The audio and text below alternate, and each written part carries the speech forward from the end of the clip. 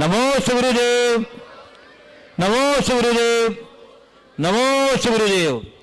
बंधुओं, संकट समाधान का की शुरुआत में आज हमारे बीच उपस्थित विशिष्ट अतिथिगण जो उपस्थित हैं उनके द्वारा प्रारंभ कर रहा हूं। सर्वप्रथम राष्ट्रीय स्वयं सेवक संघ के महाकौशल प्रांत के माननीय प्रांत संघ संचालक श्री प्रशांत सिंह जी, जो मध्य प्रदेश उच्च न्यायालय में वरिष्ठ अधिवक्ता भी हैं और पूर्व में मध्य प्रदेश उच्च न्यायालय के अतिरिक्त महाधिवक्ता भी रह चुके हैं। प्रश्न के लिए मैं उन्हें आमंत्रित कर रहा हूं और उसके बाद मैं आमंत्रित करूंगा डॉक्टर प्रदीप दुबे जी को। महाराज श्री के चरणों में मैं प्रणाम करता हूं और एक निवेदन महाराज श्री के चरण में रखना चाहता हूं। एक बहुत बड़ा षड्यंत्र संपूर्ण हिंदू समाज को बांटने का, देश को क्षेत्रीयता के आधार पर काटने का ऐसा चला और उसके खिलाफ एक बहुत बड़ा संघर्ष पूरे भारतीय समाज ने किया। कुछ हद तक उसका पटाक्षेप माननीय सर्वोच्च न्यायालय के निर्देश से 9 नवंबर 2019 को और ये निर्णय आया कि श्री राम जन्मभूमि में श्री राम मंदिर का निर्माण वहीं होगा, उसी स्थान पर होगा। मैं महाराज श्री से मार्गदर्शन चाहता हूं कि वो मंदिर का निर्माण तो 4 वर्ष में पूर्ण होगा, लेकिन भारतीय समाज के प्रत्येक नागरिक के हृदय में राम मंदिर प्रतिष्ठित हो। हम सभी राम भगवान जी के दिखाए मार्ग पर बढ़ें, उनके आदर्श का पालन करें, उनकी मर्यादाओं को आत्मसात करें। ऐसा क्या हम करें कि उस दिशा पर हम आगे बढ़ें, ऐसा महाराज श्री से मुझे आशीर्वाद की अपेक्षा है। देखिए, श्री राम भारतीय मानस के आधार है। हर व्यक्ति के हृदय में राम है और राम शब्द की तरफ हम जब देखते हैं तो ये व्यक्तिवाची भी है और गुणवाची भी है। जब हम राम को, श्री राम को एक व्यक्ति की तरह देखते हैं तो बड़े छोटे दिखते हैं, वो त्रेता युग की एक घटना तक सिमट करके रह जाते हैं। लेकिन जब हम श्री राम को एक अवस्था के रूप में देखते हैं तो घट घट में बसे दिखाई पड़ते हैं। वो हमारे भीतर घट का राम है जो हमारी आस्था के आधार है। और वाकई में इस राम के आलंबन से ही हमारे जीवन का कल्याण होगा। हमारे यहाँ कहा गया, रमन्ते योगिन यस्मिन् स रामः, जिसमें रमा जाए वो राम। वो राम हमारे भीतर का परमात्मा है, हमारे भीतर की आत्मा है। और जैन संस्कृति की दृष्टि से अगर देखें तो हमारे ऋषभ देव से महावीर पर्यंत 24 तीर्थंकर हैं। यदि ऋषभ देव को हम थोड़ा परिवर्तित करके ऋषभ देव के र को लें और महावीर के म को मिला ले तो राम में 24 तीर्थंकरों का भाव है। तो राम में 24 तीर्थंकरों का भाव है। निश्चित सर्वोच्च न्यायालय के इस निर्णय ने संपूर्ण भारतीय मानस की स्वाभिमान को जगाया है। ये भारतीयता की जीत है, भारतीय संस्कृति की जीत है। ये बहुत ही प्रशंसनीय कार्य है। और न्यायालय ने एक फैसले से राम मंदिर के निर्माण का पथ प्रशस्त कर दिया, लेकिन हमें एक बात सदैव स्मरण में रखना है कि राम मंदिर में नहीं, मन मंदिर में बसना चाहिए। श्री राम को अपने मन मंदिर में बसाने में जब हम सफल होंगे तभी भारत में सच्चे राम राज्य की स्थापना होगी। विडंबना ये है कि लोग राम का नाम लेते हैं, रावण का काम करते हैं। ऐसे लोगों के लिए मैथिली शरण गुप्त की पंक्तियां बड़ी सार्थक प्रतीत होती है। जब देखिए विपरीत पथ ही हाय हमने ले लिया, श्री राम के होते हुए आदर्श रावण को किया।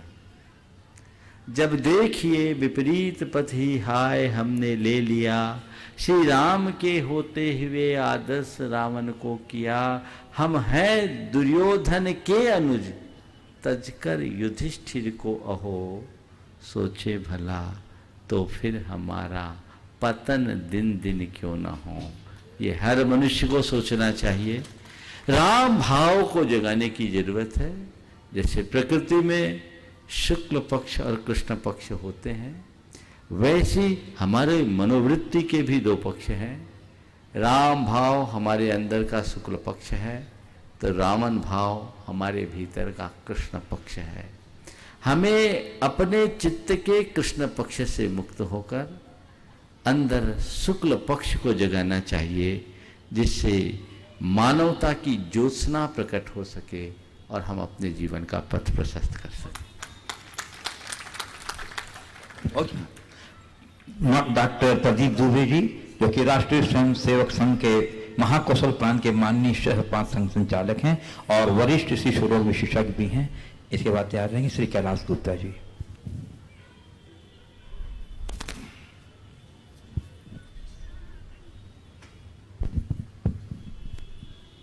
परम पूज्य महाराज श्री के चरणों में मेरा सादर प्रणाम। समस्त मातृशक्ति और सज्जनों को भी प्रणाम करता हूँ। महाराज श्री जो सपना पिछले 500 वर्षों से हमारे समाज को की रातों को विफल करता रहा, अब वो पूरा होने की तरफ जा रहा है। और जैसे गिलहरी अपनी शरीर में रेत लपेट कर, और उसने राम सेतु के निर्माण के लिए समुद्र में जो सेतु बन रहा था उसमें अपना योगदान दिया, हमारा समाज जागृत हो उस तरह अपना योगदान करे, ऐसा आपसे आशीर्वाद मिले और मार्गदर्शन मिले, ऐसी मेरी प्रार्थना। मेरा पूर्ण आशीर्वाद है।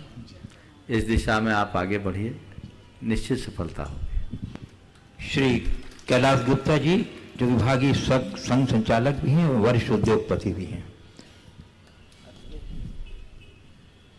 महाराज श्री के चरणों में नमन करते हुए बस एक ही शंका मन में रहती है। हम लोग सभी प्रयासरत हैं कि विश्व में भारत विश्व वैभव का स्थान प्राप्त करे।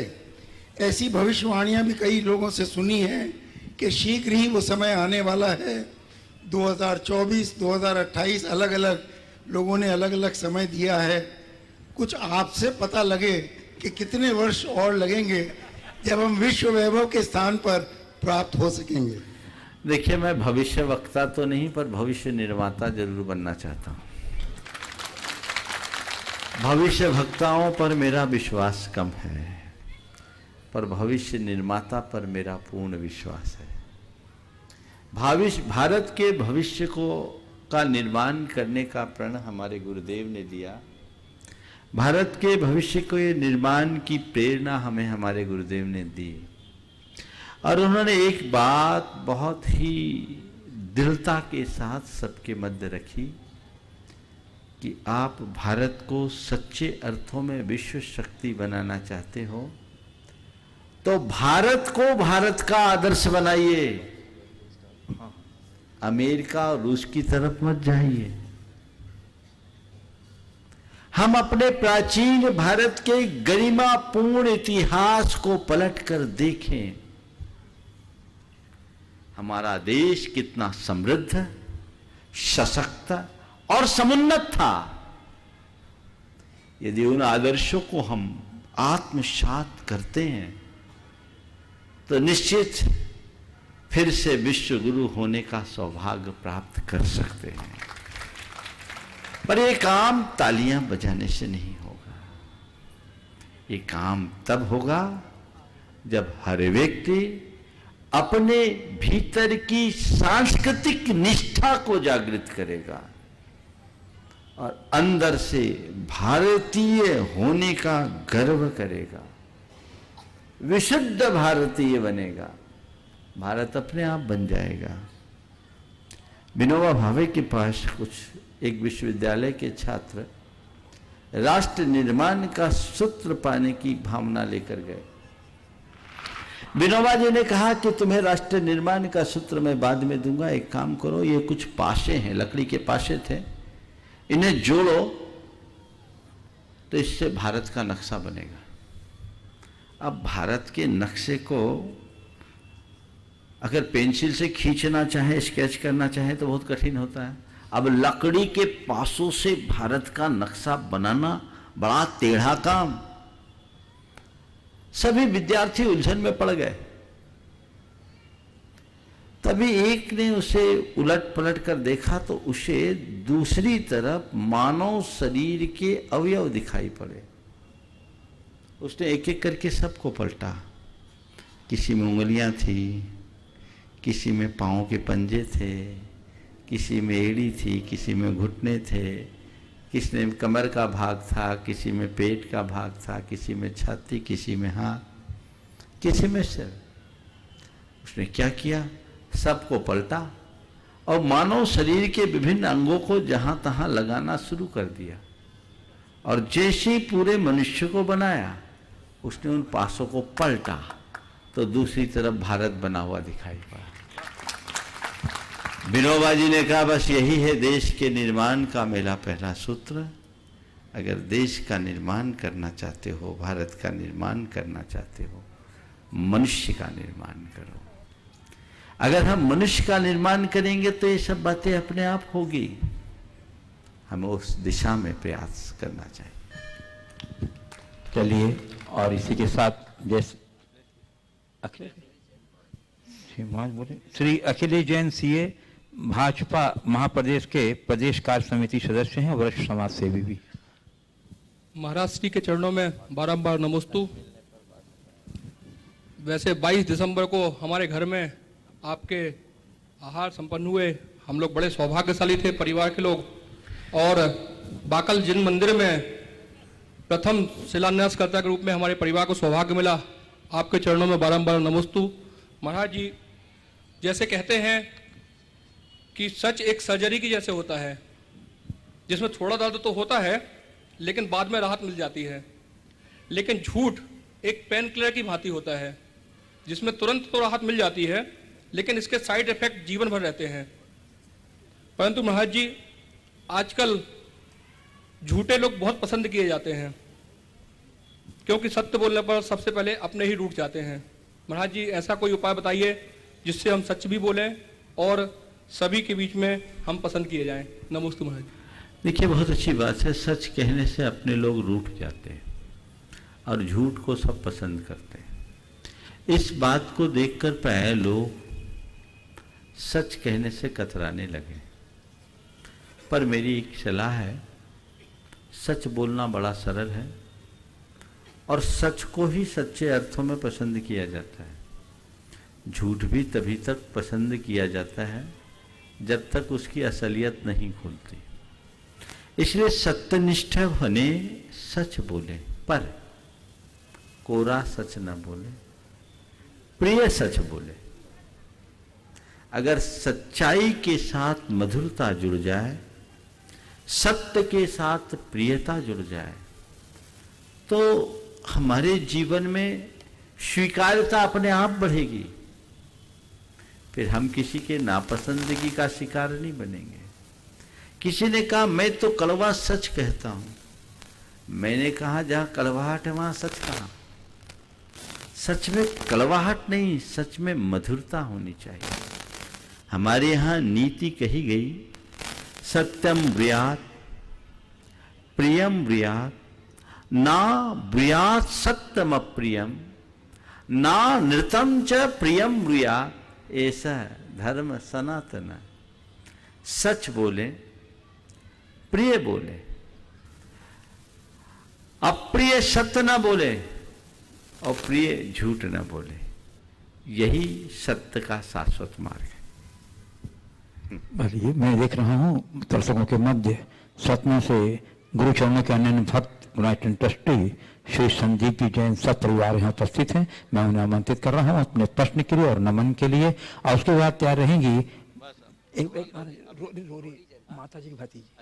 हाँ, मैं श्रीमती रोडी जैन चावल वाला परिवार जबलपुर, जो मंच विराजित आरिका रत्न देवमती माता जी गृहस्थ अवस्था की भतीजी हैं।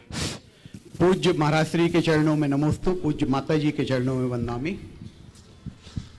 संयोग है कि आज वरिष्ठ अधिवक्ता यहाँ पर विराजमान है।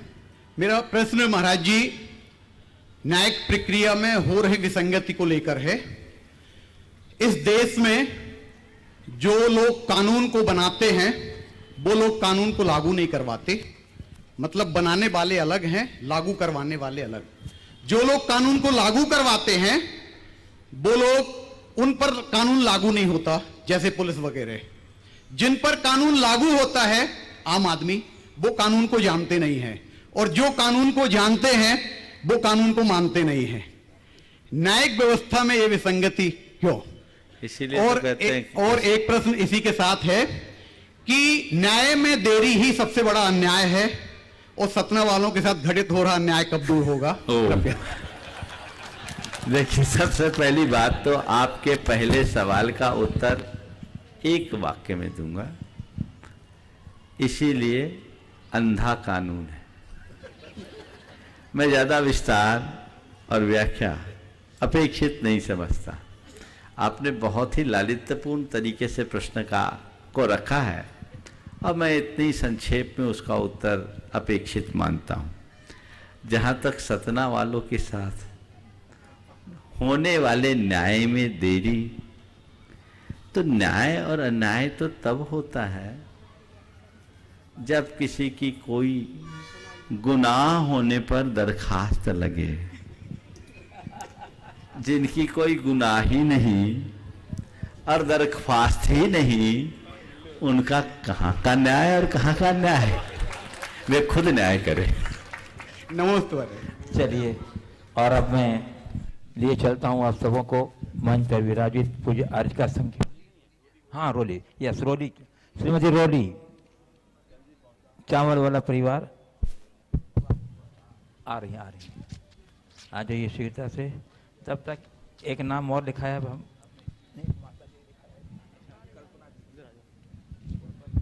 ब्रह्मचारिणी बहन कल्पना दीदी, जबलपुर। नमोस्तु महाराज जी, समस्त आर्यिका संघ के चरण में वंदाई माता जी। महाराज जी, ये पूछना था कि भगवान अरहंत भगवान के मन, एक मिनट, मनोयोग तो माना है, परंतु उनका मल बल प्राण क्यों नहीं माना? उनके पास मन है पर मन का प्रयोग नहीं, समझ गए? इसलिए योग है, बल नहीं। जी, नमोस्तु महाराज जी। ब्रह्मचारिणी बहन कल्पना दीदी, जबलपुर। महाराज श्री के चरणों में बारंबार नमोस्तु, सभी माता जी के चरणों में बारंबार वंदामि। महाराज जी, हमारा एक प्रश्न है कि वर्तमान परिप्रेक्ष्य में नारियों की अस्मिता का सुरक्षित नहीं है और वह हमेशा डर डर के जीती हैं, उनकी हमेशा खतरे में रहती। उसका कुछ ऐसा उपाय बताओ जिससे उसकी अस्मिता भी सुरक्षित रहे और वह हर जगह अपने आप को सुरक्षित महसूस करे। इसके दो दिन पहले प्रश्न के उत्तर में विस्तार से इस पर चर्चा की है। नारीत्व को सुरक्षित रखो, नारी अपने आप सुरक्षित होगी। चलिए ये अब मैं आप सबको ले चलता हूँ मंच पर विराजित पूज्य आर्यिका संघ की ओर, और मैं प्रथम प्रश्न के लिए प्रार्थना निवेदित कर रहा हूँ पूज्य आर्यिका सिद्धमती माता जी से, और उसके बाद तैयार रहेंगी पूज्य आर्यिका सिद्धमती जी, हाँ सिद्धमती जी माता जी, उसके बाद पशममती माता जी।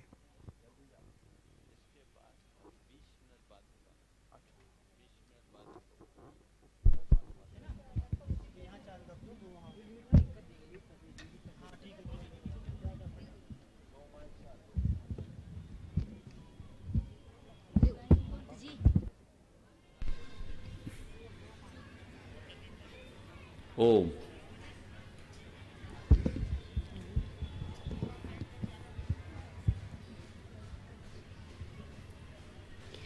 मुनिदेव के चरणों में नमोस्तु, पूज्य आर्यिका दृढ़मती माता जी के चरणों में वंदनामि। महाराज श्री जी, आपका ये शंका समाधान का जो कार्यक्रम है, इससे सभी लोगों को बड़ा लाभ मिलता है। इस समूह श्रेणी के प्रतीक के रूप में मुझे ऐसा लगता है जैसे महावीर भगवान से जब राजा श्रेणिक ने 60,000 क्वेश्चन किए, प्रश्न किए और उनको समाधान मिला, इसी तरह इस सारी जनता को आपके माध्यम से जो समाधान मिलता है, तो मेरा दो पंक्तियों में आपसे कहूंगी, माना कि आपके सिर पर कोई ताज नहीं, लेकिन है कौन सा शख्स यहाँ पर जिस पर आपका राज नहीं। उसी की श्रृंखला में मैं आपसे एक प्रश्न कर रही हूँ कि आधुनिक के परिवेश में माता पिता अपने बच्चों से उच्च शिक्षा के माध्यम से और उनको बहुत ही आधुनिक रूपता से उनको उच्च शिक्षा दिलाते हैं, और माता पिता के विरुद्ध वो जो बच्चे होते हैं, उन बच्चों के विजातीय विवाह हो जाना जिससे संस्कार और संस्कृति के ऊपर बड़ा कुठाराघात होता है, तो इसके लिए कैसे बचाया जाए, इसका समाधान चाहते हैं। देखिए, ये बहुत बड़ी समस्या है और ये समस्या सर्व समाज में। हमें इसकी जड़ में जाना चाहिए। जहाँ तक उच्च शिक्षा का सवाल है, वो आज की आवश्यकता हो गई। हम उसका निषेध करना उचित नहीं समझते, पर हमें उच्च शिक्षा के साथ साथ संस्कारों पर भी ध्यान देना चाहिए और धार्मिक सामाजिक सरोकारों का भी बोध कराना चाहिए। आज की सबसे बड़ी विडंबना ये है कि लोग शिक्षा पर जितना ध्यान दे रहे हैं, अपने संस्कारों और सामाजिक सरोकारों को उतना ही नजरअंदाज कर रहे हैं। सबसे पहली आवश्यकता हम इसका ध्यान रखें। बच्चों को बाहर पढ़ने भेजने से पूर्व उन्हें संकल्पों के बंधन में बांधें और उनके संस्कारों को इतना प्रबल बना दे, गहरा बना दे कि संगति का उन पर असर न हो। साथ ही उन्हें अपने जीवन साथी के चुनाव के लिए किए जाने वाली समझ भी दें। प्रायः आज के समय में प्यार के भ्रम में, जो मेरी दृष्टि में केवल यौवन का आकर्षण है, लोग फंसते हैं और अपने जीवन को बर्बाद कर डालते हैं। सहशिक्षा इसका एक बड़ा कारण है। आज के समय जो जितना भी मीडिया है, वह भी इसमें एक बड़ा कारण बन रहा है। यदि इन सब बातों के प्रति बच्चों और बच्चियों को शुरू से जगाया जाए, तो इस समस्या का हल निकल सकता है। मेरा मानना ये भी है कि इसे हम केवल धार्मिक भावों से नहीं संभाल सकते। हमें सभी बच्चों और बच्चियों को तथ्यात्मक तरीके से इसके होने वाले दुष्परिणामों का ज्ञान कराना चाहिए। आज इस विषय में काफ़ी कुछ तथ्य उपलब्ध हैं कि इस तरह से मूल मार्ग से भटककर गंधर्व विवाह, जो हमारे शास्त्रों में गंधर्व विवाह कहा गया, स्वयं के निर्णय से विवाह करते हैं। इसके दुष्परिणाम क्या आते हैं? जब युवक युवतियों को हम इन बातों पर अच्छे से समझाने में समर्थ हो जाएंगे, तो ये समस्याएं हल होगी। पर ये तो कैंसर जैसी बीमारी बन गई है। माँ बाप को कुछ पता ही नहीं चलता। माता पिता अपने बच्चों को पूर्ण लिबर्टी देते हैं, जरूरत से ज़्यादा उदार हो जाते हैं। उनके भीतर क्या चलता उनको पता ही नहीं, और पता लगाने का उनके पास समय भी नहीं। आजकल के माँ बाप की बात क्या करूँ, एक परिवार मेरे पास आया, उनके साथ उनका बेटा था। मैंने उससे बेटे की तरफ देखा और उनके पूछा, कौन सी क्लास में पढ़ते हो? पिता ने कहा 6वीं, तो बेटा ने कहा नहीं पापा 7वीं। अब जिस बाप को यही पता नहीं कि मेरा बेटा कौन सी क्लास में पढ़ रहा है, उसका क्या हाल होगा। ये बड़ी विचित्रता है।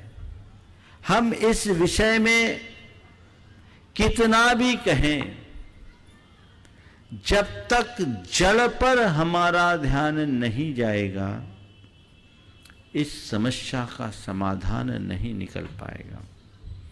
मेरा मानना यह है कि 7वीं 8वीं क्लास से ही बच्चों और बच्चियों की अलग से वर्कशॉप होनी चाहिए। उनकी ऐसी कार्यशाला आयोजित होनी चाहिए जिससे उनके दिल दिमाग में अपने जीवन साथी के चुनाव और सहजीवन में रखे जाने वाली सावधानियां बैठ जाए, फिर वो गलती न करे। उन्हें अपने जीवन की मर्यादाओं का गहरा बोध कराना चाहिए। उन्हें अपने कुल का गौरव सिखाना चाहिए और उनके हृदय में अपने माता पिता का सम्मान जगाना चाहिए। ये अगर जग जाए, हम लोग बहुत लेट बात करते हैं। जो सही समय है, जिस समय उसमें बदलाव की संभावनाएं हैं, उसी समय ध्यान रखना चाहिए। 11-12 साल की उम्र तक बच्चे माँ बाप की पूरी बातें मानते हैं और 12 साल की उम्र के बाद प्रायः वो माँ बाप से बातें छिपाना शुरू कर देते हैं, उनकी अवहेलना शुरू कर देते हैं और 16-17 की उम्र पार करने के बाद तो माँ बाप को गधा मानना शुरू कर देते हैं, उल्टा सिखाना शुरू कर देते हैं। आप जब अपने बच्चों के लिए नियंत्रण लाने की बात करते तब तक काफी विलंब हो चुका होता है। यदि समय रहते आप ध्यान दें तो इस समस्या का हल हो सकता है। पूज्य प्रशमती माता जी और उसके बाद पूज्य साधनामती माता जी। पूज्य मुनि श्री के चरणों में नमस्ते, माता जी के चरणों में वंदना।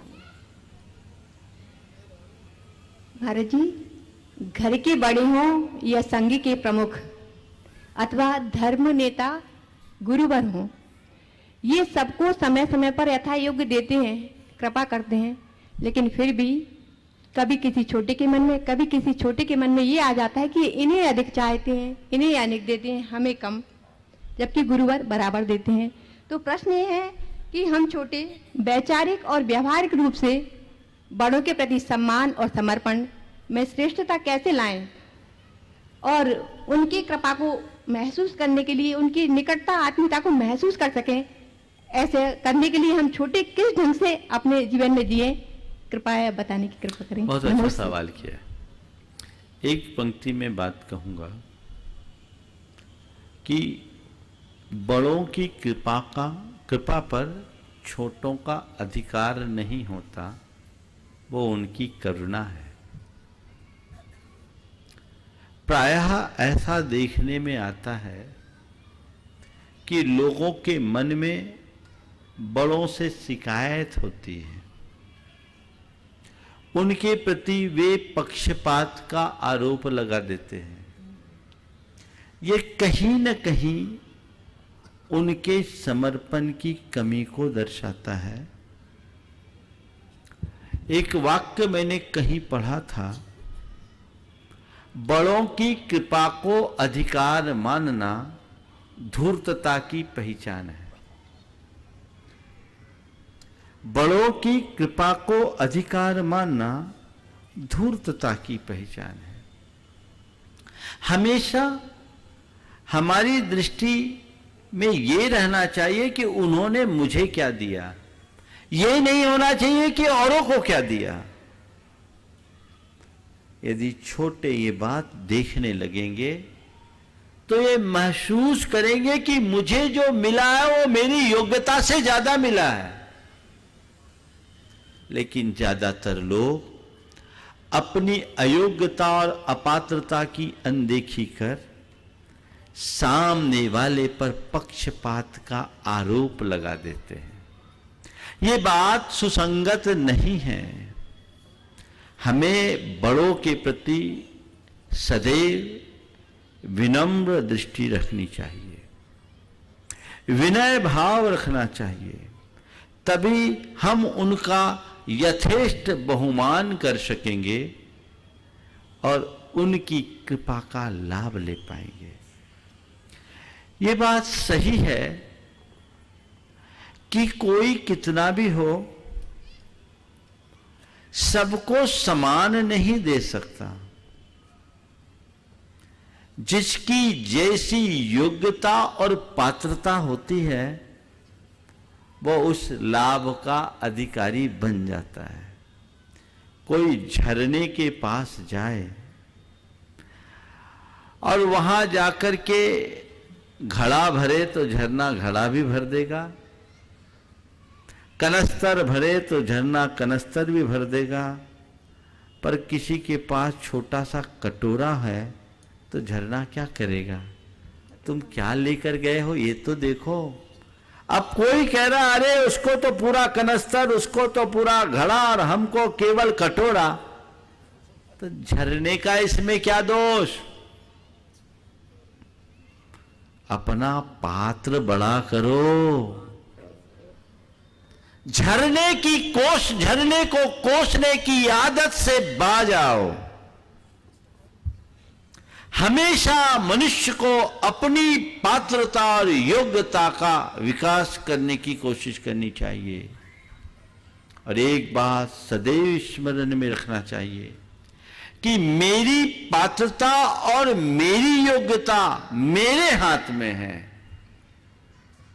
मैं उसे बढ़ा सकता हूं, वो मेरे ऊपर निर्भर है।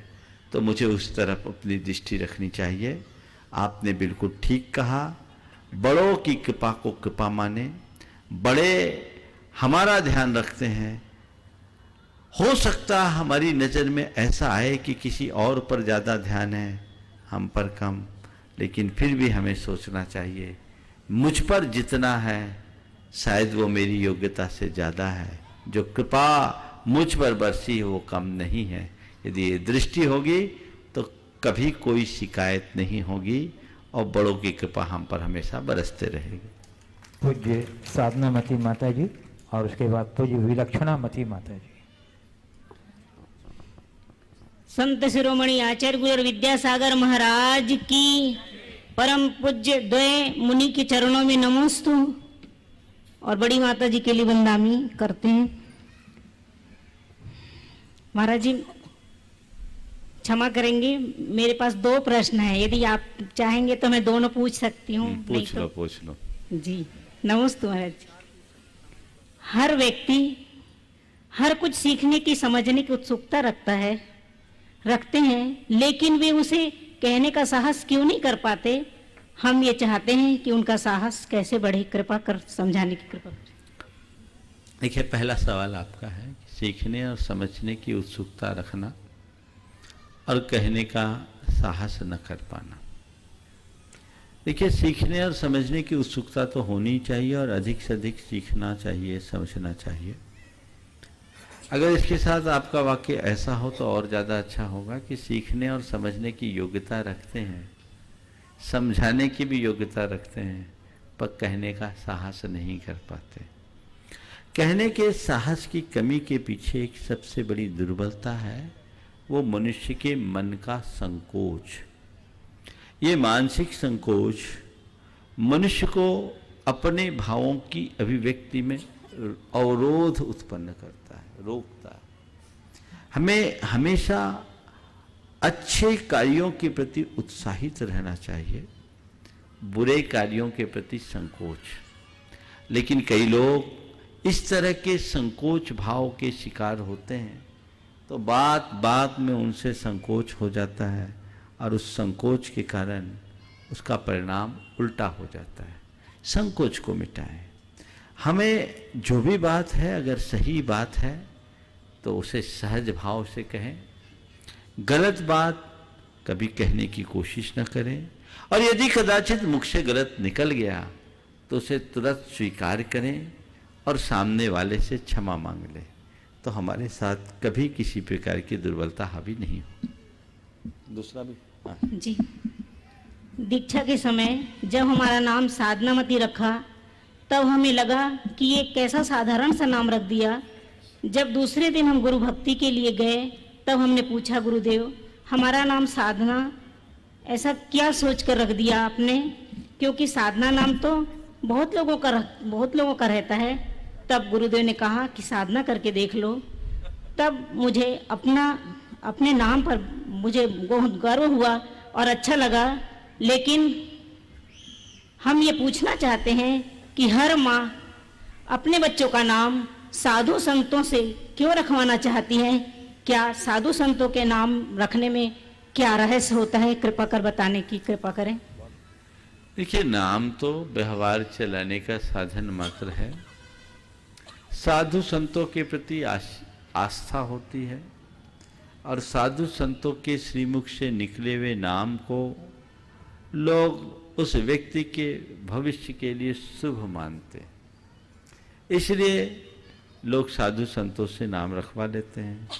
अच्छी बात है, किसी से भी नाम रखें, हमारे यहाँ शास्त्रों में नामकरण के विषय में एक उल्लेख मिलता है आदि पुराण में कि भगवान के 1008 नामों के ऊपर आधारित नाम आप एक मटके में डाल दो पर्चियाँ बना कर, और उसी बच्चे से चिटपट विधि से एक पर्ची निकलवा लो, जो निकल जाए वो उसका नाम कर दो।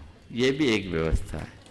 तो साधु संतों से केवल श्रद्धा के कारण ही लोग नाम रखवाना चाहते हैं, और प्रायः उनसे जो नाम मिलते हैं वो हमारे संस्कृति के अनुकूल मिलते हैं। आजकल तो इंटरनेट में उठपटांग नाम जिनका ना कोई अर्थ है ना कुछ है, ये नाम रख लेते हैं। उससे अच्छा है कि साधु संतों से रखाया जाए। नमस्ते। पूज्य विलक्षणामती माता जी और उसके बाद पूज्य विलक्षणा। ठीक है, ठीक है, ठीक बोल रहे हैं। हाँ बोलो। उसके बाद पूज्य पावनमती माता जी। आचार्य श्री जी के चरणों में नमन, दोनों मुनि महाराज के चरणों में नमन, बड़ी माता जी को बंदामी। आग लगी आकाश में, झरझर झरे अंगार, और संत ना होते जगत में तो जल जाता संसार। बड़ी माता जी का बिहार 1999 में नेमावर की ओर हुआ था। तभी मुनि श्री समता सागर जी महाराज, मुनि श्री प्रमाण सागर जी महाराज, एलक निश्चय सागर जी महाराज आए। तो सबसे प्रथम बड़ी माता जी की घंटी बज गई, यानी बिहार करवाने की। तो हमने मुनि श्री समता सागर जी महाराज से कहा कि महाराज आपका तो सानिध्य मिला नहीं और हम जा रहे हैं। तो महाराज ने सुना और तुरंत आचार्य श्री के पास पहुंचे और निवेदन किया कि महाराज आचार्य श्री जी, माता जी तो मिली नहीं है। तो एक और हम और संयमवती माता जी बैठ गए, दूसरी ओर मुनि श्री समता सागर जी बैठ गए, और बाजू में बड़ी माता जी बैठी हुई थी। तो जैसे ही आचार्य श्री जी ने आज्ञा दी, क्योंकि तपोमती माता जी रुकी हुई थी, जैसे आज्ञा मिली तो माता जी बड़ी तेजी से कहती हैं, हमें कोई नहीं रोक रहा है। बस इतना कहना हुआ और आचार्य श्री जी ने आंखों के इशारे से हम लोगों को मना कर दिया, रुको नहीं, बढ़ो आगे। तो महाराज जी, मुनि श्री जी, हमारे यहाँ ये जिज्ञासा है कि हमें गुरुदेव की आज्ञा मिली और विलीन हो गई, इसमें क्या राज था महाराज का? क्या बड़ी माता जी का सातिशय पुण्य था? वैसे बड़ी माता जी आचार्य श्री जी की द्वितीय संतान होकर अद्वितीय है। हमारी शंका का समाधान कीजिए। ये राज तो उन्हीं से पूछना पड़ेगा, है ना। 1999 की बात, उस घड़ी की बात जिस समय मैं उपस्थित भी नहीं था, वहां तो मैं सामने था नहीं। और गुरुदेव ने जो कुछ कहा, कुछ ना कुछ तो राज होगा। या तो गुरुजी से पूछो या अपनी माता जी से पूछो, वही बता पाएगी। और बच गए तो समता सागर जी से पूछो। समाधान आप भी कर दीजिए महाराज जी। हो गया। चलो। पावनमती माता जी और उसके बाद पूज्य आगममती माता जी।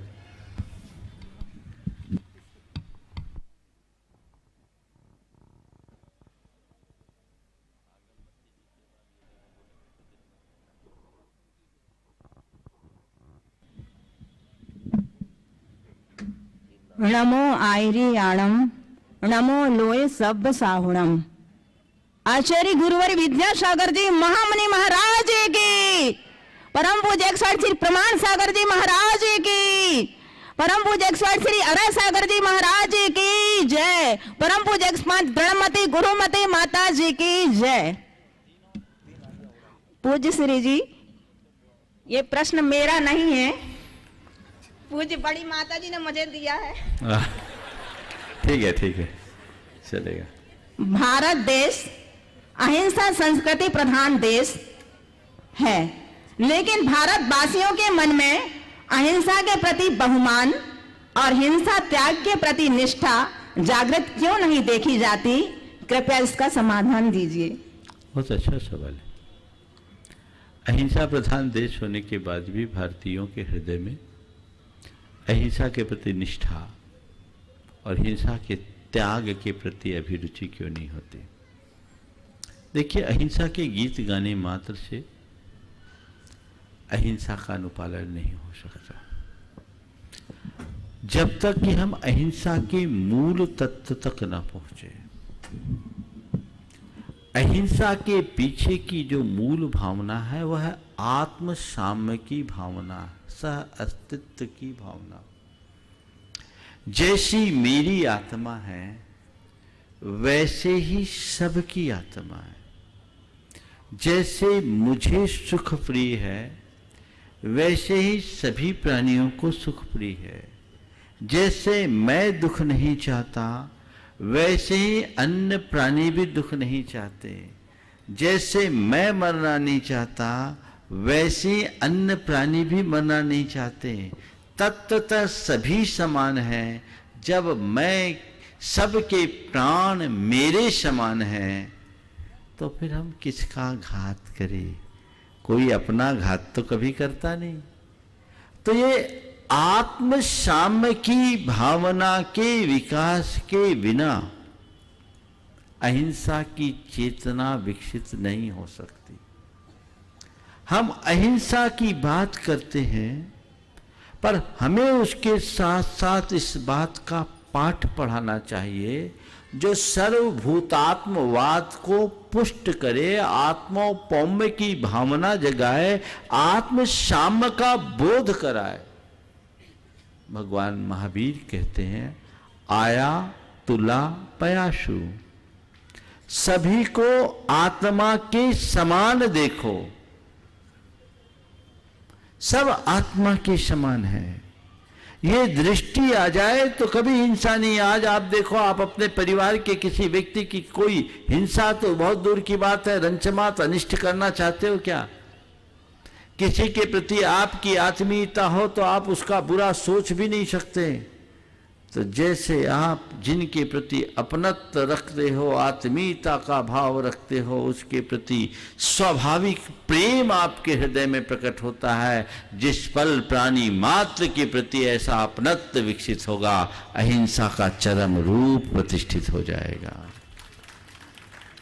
हम लोगों की एक कमी है, हम अहिंसा की मूल चेतना को जन जन तक पहुंचाने का सफल प्रयास कम करते हैं। हम प्रायः वर्जनाओं की बात करते हैं, ये मत करो, वो मत करो, ये मत खाओ, ये मत खाओ। लेकिन हमें उसकी मूल भावना समझानी चाहिए। जैसे हमारे सारे आगमों में, वेदों में, पुराणों में, उपनिषदों में गाया गया, जो हमारी संस्कृति की मूल थाती है, तब जीवन में बदलाव होगा। ईशावश्यमिदं सर्वं यत् किंच जगत्याम जगत तेन त्यक्तेन भुंजित मां गृधा कशुद्धनम। यह उपनिषद की उक्ति हमें क्या प्रेरणा देती है? हम मूल को जगाएं। अस्तित्व की भावना से संवेदनशीलता का विकास होता है और संवेदनशीलता ही हमारे हृदय में अहिंसा की चेतना का विकास करती है। ये भाव अपने हृदय में जगे तो सब प्रकार की हिंसा से मुक्ति संभव। पूज्य आगमती माता जी और उसके बाद श्री अमित पड़ेरिया जी तैयार रहेंगे, आगामी कार्यक्रमों के बारे में बताएंगे। बहुत अच्छा। ओम ओम। महाराज जी, ध्रुव ने हमें आयता पद दिया था, हमारा उद्धार किया है। मेरा पूर्ण समर्पण है और बड़ी माता जी मेरी साधना में बाधक नहीं बनी और उनकी आज्ञा का पालन किस तरह करें, अहो भाग मानकर कैसे करें। माता जी की आज्ञा का पालन अहो भाग्य मानकर। नहीं, उनने मेरी साधना में बाधक नहीं बनी। मैं सुन नहीं पाया, फिर से बोलिए एक बार। आचार्य ने आय का पद देकर हमारा बहुत उद्धार किया है और हम उनका आज पूर्ण समर्पण है आचार्य के प्रति। हाँ हाँ। बड़ी माता जी हमारी साधना में बाधक नहीं बनी, उनकी आज्ञा आहो भाग मानकर हम कैसे करें? अरे बाधक नहीं बनी, साधक बनी कि नहीं बनी? बनी है, आलम्बन है, आधार बन गई। जीवन भर कृतज्ञ बने रहो, यही सबसे अच्छा कार्य है। चलिए श्री अमित पड़ेरिया जी जो आगामी कार्यक्रमों के बारे में आपको जानकारी देंगे, उसके बाद बाल ब्रह्मचारी नरेश भैया जी वर्णी दिगंबर जैन गुरुकुल। हम सारे लोग प्रतीक्षा कर रहे थे कि मुनिवर की अनुकंपा बरसे, और आज ये मान करके चलना कि अनुकंपा ऐसी बरसी है कि आज पूरा जबलपुर उनकी अनुकंपा की बारिश से आप्लावित होने वाला है। एक नहीं, दो नहीं, तीन अनुकंपाएं मुनिश्री की हम सबको प्राप्त हो गई हैं। हम जिस पिसनहारी तीर्थ में बैठे हुए, हम नहीं जानते कि इस पिसनहारी तीर्थ के तीर्थाधिपति कौन है। बहुत कम लोग इस बात की जानकारी को जानते होंगे, लेकिन मुनिवर ने अब अनुकंपा कर दी है। रविवार का दिन होगा, प्रथम जिनालय जो पहाड़ पर निर्मित हुआ था पिसनहारी मां के माध्यम से, और प्रथम तीर्थंकर भगवान की जो प्रतिमा भगवान पदम प्रभु की विराजमान हुई थी, उन पदम प्रभु भगवान का महामस्तकाभिषेक रविवार को होने जा रहा है। और मुनिवर श्री प्रमाण सागर जी महाराज जी के सानिध्य में, मुनि द्वय के सानिध्य में, आर्का संघ के सानिध्य में जो कार्यक्रम होगा वो इतना अनूठा होगा कि पर्वत पर हम सारे लोग होंगे, वही तीर्थंकर भगवान विराजेंगे और वही मुनिवर की आशीष देशना प्रातः 8:50 पर प्रारंभ हो जाएगी, और उसके बाद अभिषेक का कार्यक्रम होगा। अनुपम दृश्य होगा, अलौकिक दृश्य होगा। पर्वत पर मुनि श्री, मुनि द्वय और आर्का संघ, ये तो एक कार्यक्रम हुआ मित्रों। बस एक काम आप कर लेना, जबलपुर के जितने लोग हो, जबलपुर आपका तीर्थ है, आपके घर का एक भी आदमी बाकी ना रह जाए जो तीर्थाधिपति पदम प्रभु भगवान का अभिषेक ना करे। दूसरी अनुकंपा की बारिश ऐसी हुई है कि सुनकर के आप सारे लोग आज आनंदित हो जाएंगे। हम बार बार निवेदन कर रहे थे और निवेदन का आंकड़ा भी शतक को पार कर गया, लेकिन सुबह तक शंका के बादल मंडरा रहे थे, लेकिन अब सारे बादल छट गए हैं। आज नेमीनाथ पंचायती मंदिर वालों ने पुनः आकर के मुनिश्री से निवेदन किया, और इतनी ताकत के साथ किया जिस ताकत में भक्ति समाहित थी। साथ में दिगंबर जैन पंचायत सभा, राष्ट्रीय दिगंबर जैन युवा महासंघ, पिसनहारी तीर्थ के पदाधिकारी और जैन नवयुग सभा के साथी आए और मुनिश्री से कहा, मुनिश्री 16 वर्षों के अंतराल के इंतजार का अगर कोई फल देना हो तो बस इतना दे दो कि नेमीनाथ पंचायती मंदिर का पंच कल्याणक प्रतिष्ठा महोत्सव यहां संपन्न हो जाए। और मुनिश्री ने अपनी चिरपरिचित मुस्कान के साथ जो आशीर्वाद हम सबको प्रदान किया है कि इसी पिसनहारी तीर्थ की भूमि पर 14 जनवरी से 19 जनवरी तक पंच कल्याणक प्रतिष्ठा एवं विश्व शांति कामना महायज्ञ होने वाला है। मित्रों, ये अनुपम आशीर्वाद है। अब ये इससे बड़ा आशीर्वाद इस जबलपुर को कोई दूसरा मिल नहीं सकता। और जब बात आई प्रतिष्ठाचार्यत्व की, तो सारे ब्रह्मचारी भैया, हमारे ब्रह्मचारी जिनेश जी, नरेश जी, त्रिलोक जी, इनका मार्गदर्शन इस पंच कल्याणक प्रतिष्ठा महोत्सव को मिलेगा। और प्रतिष्ठाचार्यत्व के लिए हमारे युवा प्रतिष्ठाचार्य अभय भैया जी मंडला वाले, इन्हें ये दायित्व मिला है। मित्रों, जब ये मंच पर आएंगे ना, तो ये मान करके रख लेना कि लाखों लोग भी अगर सभा में होंगे तो इनकी वाणी को सुनकर के मंत्रमुग्ध हो जाएंगे। एक एक मंत्र, एक एक विधि विधान पूरी शुद्धि के साथ करेंगे। तो एक बार अभय भैया के सम्मान में जोरदार ताली बजाओ। अभय भैया जी श्रीफल अर्पण करो सभी की ओर से, और सभी भैया जी साथ में हमारे बाल ब्रह्मचारी जिनेश भैया जी, नरेश भैया जी, त्रिलोक भैया जी, सभी भैया जी आ जाए, और सुदर्शन पंडित जी, सभी लोग आ जाएंगे, क्योंकि आपका मार्गदर्शन ही इस प्रतिष्ठा महोत्सव को ऊंचाइयों तक पहुंचाएगा। हाँ, अब नरेश भैया जी आगे की और पात्र चयन की जानकारी भी आप सभी को दे दें, क्योंकि जैसा कि हम सबको जानकारी है, मुनिश्री के सानिध्य में किसी महोत्सव के लिए कोई बोलियां नहीं होती, लेकिन जिन्हें भी इस पंच कल्याणक प्रतिष्ठा महोत्सव में स्वधर्म इंद्र आदि बनना हो, वो सारे लोग बाल ब्रह्मचारी अभय भैया जी से 1, 2, 3 दिन के अंदर संपर्क कर लें और अपने भाव उन तक पहुंचा दे, जिससे ये सारा कुछ निर्णीत होकर के मंच तक आ जाए। हाँ, अब बाल ब्रह्मचारी नरेश भैया जी आप भी आ जाए। अब तीसरा एक और वरदान, तीसरा एक और आशीर्वाद जो मुनिश्री का हम सबको मिला है, एक बड़ा आशीर्वाद, उसकी जानकारी बाल ब्रह्मचारी नरेश भैया जी देंगे। कल शाम तक सारे पात्रों के नाम आ जाने चाहिए और सारे पात्र अपनी भावनाएं लेकर बाल ब्रह्मचारी अभय भैया जी तक पहुंच जाएंगे, और नरेश भैया जी आपके बीच उपस्थित हो रहे हैं।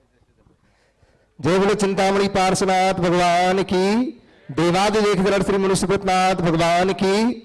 अभी हमारी अमित भैया जी कह रहे थे, पर्वत के ऊपर विशाल, और जो कि मां पिसनहारी ने वो जिनालय बनाया था, जिसकी तलहटी अगर कुछ कहलाती है तो गुरुकुल कहलाता है। और ऐसे गुरुकुल में प्रांगण में 11.25 फीट उतंग विशाल मुनि सुब्रतनाथ भगवान विराजमान है। हम लोग बार बार गुरुदेव से निवेदन कर रहे थे, पूज्य माता जी से भी निवेदन कर रहे थे, और गुरुदेव की अनुकंपा हम सभी लोगों पर बरसी। और दिन मंगलवार 12 तारीख को पूज्य गुरुदेव का पूरा दिन हम गुरुकुल वासियों को प्राप्त होगा, और जिसमें प्रातःकालीन की बेला में पूज्य महाराज श्री के माता जी के मंगल प्रवचन ठीक 9:30 पौने 10 बजे से भगवान मुनि सुब्रतनाथ का महामस्तकाभिषेक, और मध्याह्न काल में शंका समाधान का पूरा सत्र वर्णी दिगंबर जैन गुरुकुल से चलेगा। मैं इतनी ही आपको अभी वर्तमान में सूचना दे रहा हूं। नमोस्तु भगवन्। और अब मैं आपको लिए चलता हूं मंच पर विराजित पूज्य 105 आचार्य का रथ जड़मती माता जी की ओर। पूरा देश, पूरा विश्व माता जी महाराज, हाँ, पूरा विश्व बड़ी उत्कंठा से पूज्य जड़मती माता जी की ओर निहार रहा है कि वो क्या प्रश्न पूछेंगे, गुरुदेव क्या उत्तर देंगे। नमस्ते महाराज श्री जी। अभी एक प्रसंग आया था विवाह पद्धति के बारे में। भारतीय विवाह पद्धति का ह्रास होता चला जा रहा है भारतवासियों के बीच में से। पौराणिक ऐतिहासिक कुछ प्रसंग अगर इनके समक्ष रखे जाते हैं तो जो पुराण पढ़ने वाले हैं वो उल्टा तर्क और करते हैं महाराज श्री जी कि पुराणों में भी तो ऐसा आता है कि पहले स्वयंवर पद्धति से विवाह पद्धति संपन्न होती थी। अब यदि हम लोग स्वयं इच्छा से कोई विवाह पद्धति करते हैं तो इसमें कौन सी परेशानी है? मुनि श्री जी ऐसे तर्क का उत्तर बहुत अच्छा सवाल आपने किया है, और मैं समझता हूँ ये सवाल बहुत पहले आना था तो उसके साथ पूरा न्याय होता। फिर भी समय को देखते हुए बहुत संक्षेप में कहते हुए इस प्रश्न को मैं आज स्थगित रखूंगा। शेष उत्तर मैं चाहूँगा कल से कल ये फिर प्रश्न उठाया जाए ताकि इस पर विस्तार से चर्चा हो। लेकिन एक ही बात, स्वयंवर से आज के विवाह की तुलना करना कतई उचित नहीं है, क्योंकि स्वयंवर कन्या नहीं रचाती थी, स्वयंवर माँ बाप आयोजित करते थे, और माँ बाप की सम्मति में कन्या को स्वतंत्रता होती थी कि वो किसके गले में माला डालना है। और आज भी माँ बाप किसी बच्चे या बच्ची का विवाह उसकी इच्छा के विरुद्ध तो नहीं करते, उसकी इच्छा है, सम्मति है। एक ही पंक्ति में बात कहूँगा, माता पिता की सम्मति के आशीर्वाद से ही जीवन सच्चे अर्थों में फलीभूत होता है। इसके बहुत सारे दुष्परिणाम हैं। हमारे पुराणों और आगमों में विवाह की क्या व्यवस्था दी गई है, इस पर संपूर्ण चर्चा या तो मैं एक दिन पूरे प्रवचन में ही ले लूं तो ज़्यादा अच्छा रहेगा, ताकि सभी को, हाँ बहुत अच्छा है, तो चलो कल के प्रवचन में ही ये विषय ले लेते हैं तो ज़्यादा अच्छा होगा। अभी दो बातें आप सबके बीच कही गई। पंचकलानक प्रतिष्ठा महोत्सव के आयोजन की घोषणा की गई। यहाँ की समाज बहुत दिनों से लगी हुई थी, बजाजी मंदिर के लोग तो कई सालों से लगे हुए थे। विगत दिनों गुरुदेव के पास जाकर के इसके लिए निवेदन करके राय सेठ ने आशीर्वाद भी लिया। मुझे थोड़ी समय की अनुकूलता नहीं दिख रही थी, लेकिन आज आप लोगों का पुण्य भारी पड़ गया और ये लाभ आप सबको मिल गया है।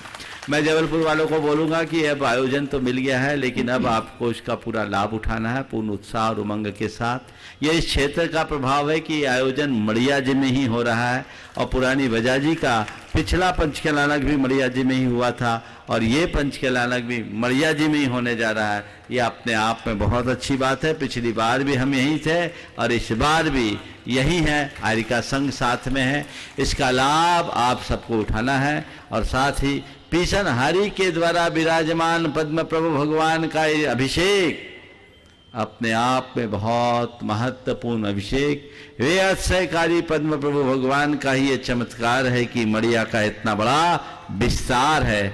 इसका आप सबको लाभ लेना है। और गुरुकुल के लिए जो मुनि सुब्रतनाथ भगवान के अभिषेक की बात की गई है उनका भी हम सबको लाभ उठाना है। समय आप सबका हो गया, यहीं पर विराम। बोलिए परम पूज्य आचार्य गुरुवर श्री विद्यासागर जी महाराज की।